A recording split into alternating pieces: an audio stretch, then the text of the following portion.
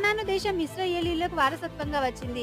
అయితే ఇశ్రాయేలీయులు చెరపట్టబడి చెదరగొట్టబడినప్పుడు ఆ ప్రాంతాన్ని పోగొట్టుకున్నారు. ఇశ్రాయేలీయులు తిరిగి వచ్చినప్పుడు 1948 ఏప్రిల్ 14న ఇజ్రాయెల్ దేశం ఒక స్వతంత్ర దేశంగా ఆవిర్భవించింది. తర్వాత 1948లో బ్రిటిష్ వాళ్ళు బాల్ఫోర్ ప్రకటన చేసి స్థలాన్ని పంచి ఇద్దరికి ఇచ్చారు. 1967లో ఇశ్రాయేలీలు 6 డేస్ వార్ చేసి ఈ టెంపుల్ స్థలాన్ని 1967లోనే ఆక్రమించుకుంటే అమెరికా వద్దు గొడవలు ఎక్కువైతాయని నచ్చజెప్పడం, ఇశ్రాయేలీలు వారి వాదనను వినిపిస్తూనే ఉన్నారు. బ్రిటిష్ వారు ఆలెక్సా మసీదుని పాలస్తీనాకి అప్పగించారు. కానీ అప్పటి నుంచి ఇశ్రాయేల్ వారు ఇది యూదుల స్థలమని, యూదులకు చెందుతుందని పాలస్తీనాకి ఇజ్రాయెల్ వారికి గొడవలు జరుగుతూనే ఉన్నాయి. ఈ స్థలం మాకిస్తే మేము 3వ దేవాలయం కడతామని యూదులు అంటున్నారు. దీనికోసం భారీ ప్రణాళికలు కూడా జరుగుతున్నాయి.